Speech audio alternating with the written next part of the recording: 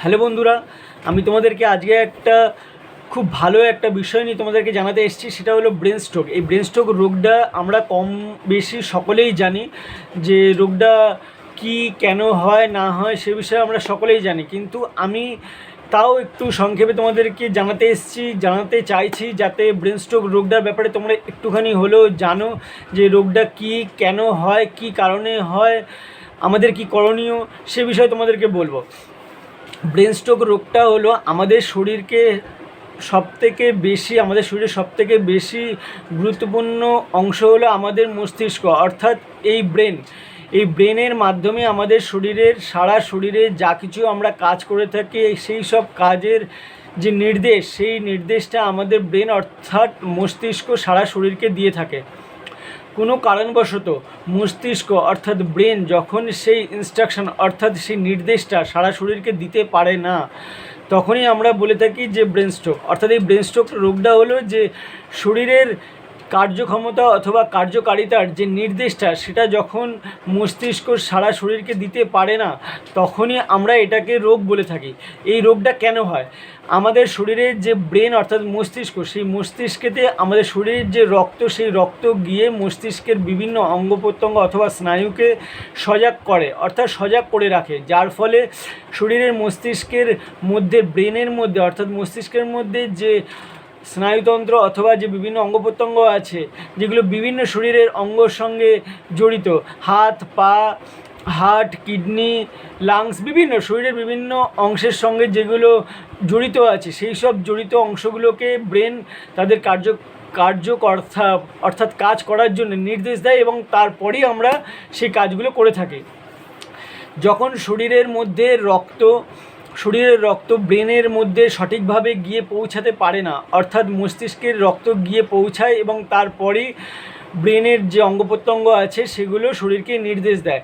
সেই রক্ত যখন ব্রেনে গিয়ে সঠিকভাবে পৌঁছাতে পারে না, কোনো কারণবশত রক্তের যাওয়া শিরা উপশিরার মাধ্যমে এই রক্তটা মস্তিষ্কে যায়, শিরা উপশিরার মাধ্যমে রক্ত যাওয়া যখন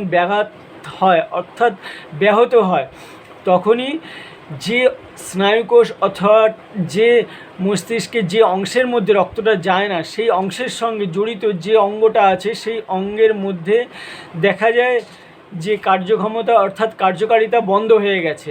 তখনই আমরা বলে থাকি যে শরীরের এই অংশের কার্যকারিতা অর্থাৎ কাজটা বন্ধ হয়ে গেছে, অর্থাৎ ব্রেনের ফাংশন ঠিকমতো হচ্ছে না, অর্থাৎ ব্রেন স্ট্রোক হয়েছে।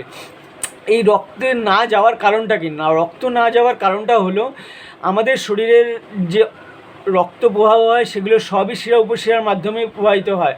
ব্রেনেও একইভাবে শিরা উপশিরার মাধ্যমে প্রবাহিত হয়।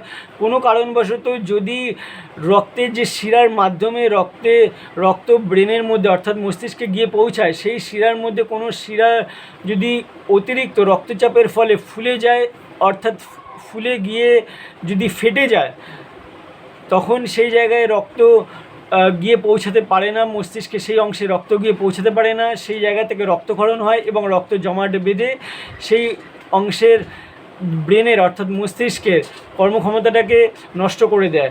এটা হলো একটি কারণ। এবং আরেকটি বিশেষ কারণ হলো যে শিরা উপশিরার মাধ্যমে রক্ত মস্তিষ্কে যায়, গিয়ে শরীরের সেই অঙ্গ প্রত্যঙ্গ অর্থাৎ মাথার যে স্নায়ুতন্ত্র অর্থাৎ মাথার যে অঙ্গ প্রত্যঙ্গ যেটা নির্দেশ দেবে শরীরকে বিভিন্ন কাজ করতে, সেই শিরার মধ্যে যদি কোনো কারণবশত যদি বর্জ্য পদার্থ অর্থাৎ সরাসরি বলি যে ডেড সেল অর্থাৎ মৃত কোষ, অর্থাৎ কোনো নোংরা জাতীয় কোনো জিনিস, শরীরের মধ্যে নোংরা জাতীয় জিনিস বলতে মৃত সেলকেই বোঝানো হয়, অর্থাৎ মৃত কোষকেই বোঝানো হয়।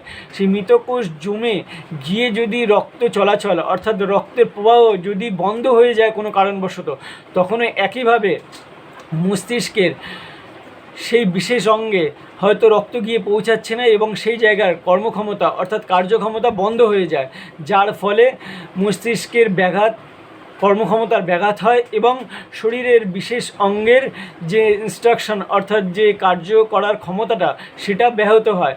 তখনই আমরা বলে থাকি ব্রেন স্ট্রোক। তাহলে আমি মোটামুটি দুটো কারণ বললাম। একটা হলো কোনো কারণবশত যদি শিরা ফেটে যায়, অর্থাৎ সেটা হলো একমাত্র ব্লাড প্রেশার, রক্তচাপ, উচ্চ রক্তচাপের যদি কোনো শিরা ফেটে গিয়ে থাকে, সেক্ষেত্রে এই ব্রেন স্ট্রোক হয়। এবং আরেকটি কারণ হলো শিরা উপশিরায় যদি কোনো রকমভাবে মৃত কোষ জমাট বেঁধে গিয়ে যদি রক্ত প্রবাহ বন্ধ হয়ে যায়, তখন এই ব্রেন স্ট্রোক হয়ে থাকে। ব্রেন স্ট্রোক হলে কি লক্ষণ দেখা যায়? ব্রেন স্ট্রোক হলে যে লক্ষণগুলো দেখা যায়, ব্রেন অর্থাৎ যে মস্তিষ্কর মধ্যে যে ব্রেনের যে বিভিন্ন স্নায়ুতন্ত্র, বিভিন্ন যে অঙ্গ প্রত্যঙ্গ আছে, সেগুলো প্রত্যেক কটা অঙ্গ প্রত্যঙ্গর জন্যে প্রত্যেক কটা অঙ্গ প্রত্যঙ্গকে একটি একটি স্নায়ুকোষ একটি একটি মানে নার্ভ সিগন্যাল দেয়, অর্থাৎ নির্দেশ দেয় কার্য করার জন্য। কোনো কারণবশত যদি দেখা যায় যে কোনো নার্ভ সে কাজটা করতে পারছে না, তখনই এই ব্রেন স্ট্রোকটা হয়। এবং এই ব্রেন স্ট্রোক হওয়ার ফলে যেটা দেখা যায়, লক্ষণ হিসাবে দেখা যায় কারো হয়তো হাত কাজ করছে না, কারো হয়তো মুখ বেঁকে যাচ্ছে, কারো হয়তো চোখ কাজ করছে না। এগুলো ওই ব্রেন স্ট্রোক হওয়ার জন্যই। কারণ যে অংশটা হয়তো হাতকে নির্দেশ দেয়, সেই অংশটার হয়তো রক্ত প্রবাহ হয়নি, যার জন্য সে নির্দেশ দিতে পারেনি। কারো হয়তো মুখ বেঁকে যাচ্ছে, মুখের যে কার্যক্ষমতা সেগুলোকেও শিরা উপশিরার মাধ্যমে ব্রেনই হয়তো রক্তের মাধ্যমে হয়তো নির্দেশ দেয়, সেইটা হয়তো কোনোভাবে ব্যাঘাত হচ্ছে, যার জন্য হয়তো তার মুখের কোনো অংশ বেঁকে যাচ্ছে। চোখেও একইভাবে, চোখেও হয়তো রক্ত সাপ্লাই করে চোখকে যে নির্দেশ দেয় আমাদের দেখার জন্য, তারও হয়তো কোনোভাবে হয়তো কোনো শিরা উপশিরাতে রক্ত গিয়ে পৌঁছাতে পারেনি, ব্যাঘাত ঘটেছে, যার জন্য হয়তো তার চোখও হয়তো ড্যামেজ হয়। এগুলো হলো বিশেষ লক্ষণ। এবার একটি বিশেষ কথা বলি, যে সেটা হলো যে যদি কারো দেখা যায় যে আমাদের শরীরের ডান দিক এবং বাঁ দিক, ধরা যাক দুটো অংশ আছে, ডান দিক এবং বাঁ দিক, ডান দিকে কোনো শিরা উপশিরা রক্ত প্রবাহ করছে এবং বাঁ দিকে কোনো শিরা উপশিরা রক্ত প্রবাহ করছে।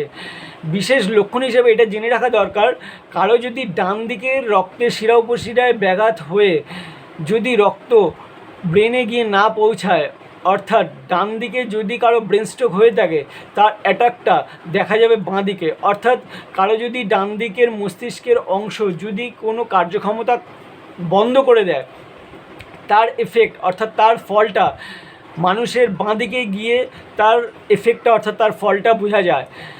এবং কারো যদি বাঁ দিকে যদি হয়ে থাকে, ডান দিকে যদি কারো রক্ত চলাচল বন্ধ হয় তাহলে বাঁ দিকে এফেক্ট পড়বে, এবং কারো যদি বাঁ দিকে এফেক্ট হয়ে থাকে তাহলে তার ডান দিকে এফেক্ট পড়বে। এটা হলো বিশেষ লক্ষণ। আমাদের হয়তো অনেকেরই হয়তো জানি আমরা, কিন্তু অনেকেরই হয়তো ধারণা হয়তো হয় যে ডান দিকের এফেক্ট করলে সেটা হয়তো ডান দিকে এফেক্ট করছে, বাঁ দিকে এফেক্ট করলে বাঁ দিকে এফেক্ট করছে, কিন্তু সেটা একেবারেই ঠিক নয়।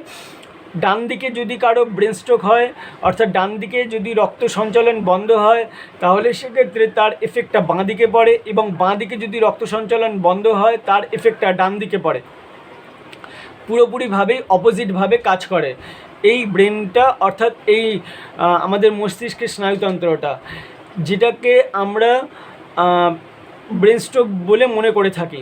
ব্রেন স্ট্রোক হওয়ার বিশেষ তিনটি কারণ, ব্রেন স্ট্রোক হওয়ার কারণ অনেক আছে, তার মধ্যে আমি তিনটে বিশেষ কারণ বলি। একটা হলো high blood pressure, high sugar, আর অনিয়ন্ত্রিত এবং নিয়মের বাইরে জীবনযাপন যারা করে তাদের এই তিনটে বিশেষ লক্ষণ, অর্থাৎ এই তিনটে বিশেষ লক্ষণের জন্যেই কিন্তু সাধারণভাবে ব্রেন স্ট্রোকটা হয়ে থাকে। এবং আমরা এই তিনটে বিশেষ লক্ষণকে যদি একটু নিয়ন্ত্রণ করতে পারি, তাহলে আমাদের ব্রেন স্ট্রোক হওয়ার সম্ভাবনাটা অনেকটা কমে যাবে। এবার বলি কিভাবে এই তিনটে কারণের জন্য আমাদের ব্রেন স্ট্রোকটা হয়ে থাকে। যাদের উচ্চ রক্তচাপ অর্থাৎ ব্লাড সুগার বেশি থাকে, রক্তচাপ বেশি থাকার জন্যে আমি শুরুতেই বলেছিলাম যে ব্রেনের মধ্যে কিছু শিরা উপশিরা আছে যেগুলো ব্রেনের মধ্যে অর্থাৎ মস্তিষ্কে রক্ত পৌঁছে দেয়, এবং রক্ত পৌঁছে দেওয়ার পরই ব্রেন অর্থাৎ মস্তিষ্ক তার কার্যক্ষমতা থেকে সে কার্য অর্থাৎ কাজ করার নির্দেশ দিয়ে থাকে এবং কাজ করে থাকে। উচ্চ রক্তচাপের ফলে দেখা যায় যে শিরা উপশিরা ফেটে যায়, ফেটে গিয়ে সেই জায়গাটায় রক্ত জমাট বেঁধে যায় এবং জায়গা মতো অর্থাৎ মস্তিষ্কে জায়গা মতো রক্ত গিয়ে পৌঁছাতে পারে না, যার ফলে এই ব্রেন স্ট্রোকটা হয়ে থাকে। দ্বিতীয় কারণ হলো সুগার। সুগার একটি বিশেষ কারণ অর্থাৎ বিশেষ লক্ষণ ব্রেন স্ট্রোক হওয়ার জন্য। যাদের উচ্চ সুগার অর্থাৎ যাদের হাই সুগার আছে, সুগার থাকার জন্য তাদের বিভিন্ন অঙ্গ প্রত্যঙ্গের মানে তাদের শরীরের বিভিন্ন অঙ্গ প্রত্যঙ্গের যে ক্ষতি সাধন হওয়ার সম্ভাবনাটা সব থেকে বেশি থাকে, অর্থাৎ ডেড সেল অর্থাৎ মৃত কোষ জন্মানোর এবং মৃত কোষ জমার বিষয়টা অতিরিক্ত বেশি থাকে। সেটা একইভাবে শিরা ও উপশিরা যেটা রক্তটা মাথার মধ্যে গিয়ে রক্তটাকে পৌঁছে দেয়, সেই শিরা উপশিরার মধ্যে যদি ওই মৃতকোষ যদি সুগারের কারণে বেশি পরিমাণে মৃতকোষ সঞ্চার হয় শরীরে এবং জমে গিয়ে রক্তের মাথায় রক্তে মানে মাথার মধ্যে যে শিরা উপশিরার রক্ত যে পৌঁছে দেয় তার মধ্যে গিয়ে জমাট বেঁধে যায়, তার ফলে এই ব্রেন স্ট্রোকটা হয়ে থাকে। যার ফলে ওই একইভাবে আমাদের অঙ্গ প্রত্যঙ্গ ঠিকমতো কাজ করতে পারে না, যেটাকে আমরা বলে থাকি ব্রেন স্ট্রোক। এবং 3 নম্বর কারণ যেটা আমি বলেছিলাম, অনিয়ন্ত্রিত বাকি মানে নিয়মাবর্তীর মধ্যে জীবনযাপন। অনেকেই দেখা যায় যে অনেকে হয়তো জাঙ্ক ফুড খায় বাইরের, অনেক সময় অনেকে বেশি পরিমাণে, মানে কেউ একদিন দুদিন খেলো সেটা আলাদা ব্যাপার, কিন্তু অনেকেই দেখা যায় যে রেগুলার বেসিসে বাইরের জাঙ্ক ফুড খায়, অনেকে হয়তো অতিরিক্ত হয়তো মদ খায়, সিগারেট খায়, বিড়ি খায়। এগুলোকে অনিয়ন্ত্রিত বাকি নিয়মের বাইরে গিয়ে জীবনযাপন করা বলে। এই ধরনের যারা জীবনযাপন করে থাকে তাদের ক্ষেত্রে একইভাবে দেখা যায় যে তাদের উচ্চ রক্তচাপ অর্থাৎ ব্লাড প্রেশার বেশি হয়ে যাওয়ার সম্ভাবনা থাকে, অথবা তাদের শরীরের বিভিন্ন অ্যাসিডিটি, গ্যাস, অম্বল বাকি বিভিন্ন যে শারীরিকভাবে যে ডেড সেল হওয়ার যে প্রবণতাটা সেটা বেশি হয়ে যায়, যার ফলে একইভাবে রক্তের মধ্যে ডেড সেলের পরিমাণ বেড়ে যায় অথবা রক্তচাপ বেড়ে যায়, যার ফলে এই ব্রেন স্ট্রোকটা হয়ে থাকে। সুতরাং এই 3টে কারণকে আমরা নিজেদের মতো করে নিয়ন্ত্রণ করতে পারি। আমাদের ব্রেন স্ট্রোক হয়ে থাকলে জেনারেলি সাধারণভাবে আমরা ডাক্তারবাবুর কাছে গিয়ে থাকি। যদি আমাদের ব্রেন স্ট্রোক হয় সেক্ষেত্রে আমরা যখন ডাক্তারবাবুর কাছে যাই, ডাক্তারবাবু দেখে যদি সামান্য ধরনের কোনো রকমের কোনো প্রাথমিক অবস্থা ব্রেন স্ট্রোক হয়, সেক্ষেত্রে ডাক্তারবাবুরা চেষ্টা করে ওষুধ দিয়ে সেটিকে ঠিক করে দেওয়ার, এবং অনেক অংশে সেটা ঠিক হয়ে যায়। কিন্তু যখন সেই ব্রেন স্ট্রোকটা অতিরিক্ত বেশি পরিমাণে হয়ে থাকে, যেটা আমি বললাম যে হয়তো যে যাদের রক্তের শিরা ফেটে গিয়ে রক্ত জমাট বেঁধে ব্রেন স্ট্রোক হয়েছে, তাদের ক্ষেত্রে কিছু করার থাকে না, সেটা রক্ত দিয়ে সেটা ওষুধ দিয়ে ঠিক হয় না, রক্ত দিয়ে বলতে গেছিলাম সরি, রক্ত দিয়ে না, তাদের ওষুধ দিয়ে সেটা ঠিক হয় না। তখন সেক্ষেত্রে যেটা করতে হয়, বাকি ডাক্তারবাবুরা যেটা করে থাকে সেটা হলো মাথার অর্থাৎ ব্রেনের সিটি স্ক্যান করান, এবং সিটি স্ক্যান করার পরে যখন দেখেন যে ব্রেনের যে অংশে রক্ত গিয়ে না শিরা ফেটে গিয়ে রক্ত জমাট বেঁধে রক্ত গিয়ে পৌঁছাতে পারেনি, রক্ত জমাট বেঁধে আছে, সেই জায়গাটা ডাক্তারবাবুরা অপারেশন করে সেই জায়গাটা শিরাটা সঠিক করে দেয় এবং ঠিক করে দেয়, যার ফলে আবার মস্তিষ্ক সঠিকভাবে কাজ করে। কিন্তু এই যে মাথার মধ্যে ডাক্তারবাবুরা অপারেশন করে রক্তটা যে বের করে দেওয়ার পরেও যে সেটা যে আর হবে না সেরকম কোনো ব্যাপার নেই, সেটা হতে পারে আবার নাও হতে পারে। কিন্তু বেশিরভাগ ক্ষেত্রেই ডাক্তারবাবুরা অপারেশন করার পরে চেষ্টা করে যাতে সেই শিরা দিয়ে অথবা সেই জায়গাটায় যাতে আর কোনোভাবে যাতে একইভাবে ব্রেন স্ট্রোক না হয়, অর্থাৎ রক্তের সঞ্চালন যাতে বন্ধ না হয়, বাকি কোনো অসুবিধা যাতে না হয়। কিন্তু আমরা এত শত ডাক্তারবাবুকে যাওয়া, ওষুধ খাওয়া অথবা ব্রেনের অপারেশন করা এসবের মধ্যে না গিয়ে যদি আমরা নিজেরা যদি একটু প্রাথমিকভাবে যদি চেষ্টা করে দেখতে পারি এই 3টে কারণ, যে 3টে কারণ অনেক আছে, তার মধ্যে বিশেষ যে 3টে কারণ বলে, এই 3টে কারণ যদি আমরা নিজেরা যদি নিজেদের মতো করে যদি একটু নিয়ন্ত্রণ করতে পারি, যে এই 3টে কারণ আমরা নিজেরাই চেষ্টা করলে একটু পারি নিজেদের মতো করে নিয়ন্ত্রণ করতে, সেটা নিয়ন্ত্রণ করলে আমাদের ব্রেন স্ট্রোক হওয়ার সম্ভাবনা অনেকাংশে কমে যাবে এবং আমরা অনেকাংশে সুস্থ জীবনযাপন করতে পারবো।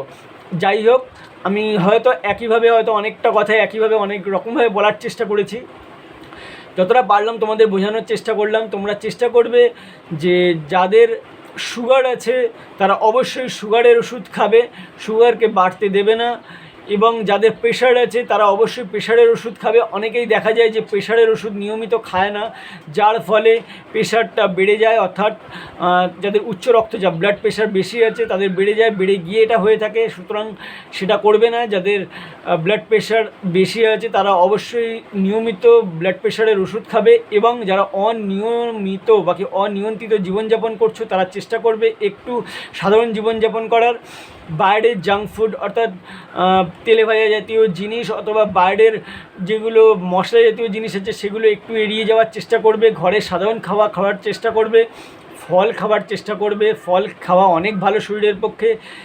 সাধারণ খাবার যেগুলো আমাদের বাড়িতে রান্নাবান্না হয় সেগুলো খাবে, তাহলে দেখবে আমাদের শরীর যথেষ্ট আগের থেকে অনেক ভালো থাকবে, সুস্থ থাকবে এবং ব্রেন স্ট্রোক হওয়ার সম্ভাবনা অনেকাংশে কমে যাবে। আমি আশা করি তোমাদের বোঝাতে পেরেছি। যদি আমার এইটুকু ছোট্ট আমার চেষ্টা যদি আমার এই কথাগুলো যদি একটু তোমাদের মনে হয় যে তোমাদের উপকারে লাগবে, ভালো লাগবে, তাহলে তোমরা তোমাদের বন্ধু বান্ধব বাকি যাদেরকে মনে হয় তোমাদের জানানোর দরকার তাদেরকে তোমরা শেয়ার করতে পারো। ঠিক আছে, ধন্যবাদ। আজকে এত অবধি রাখলাম আমি।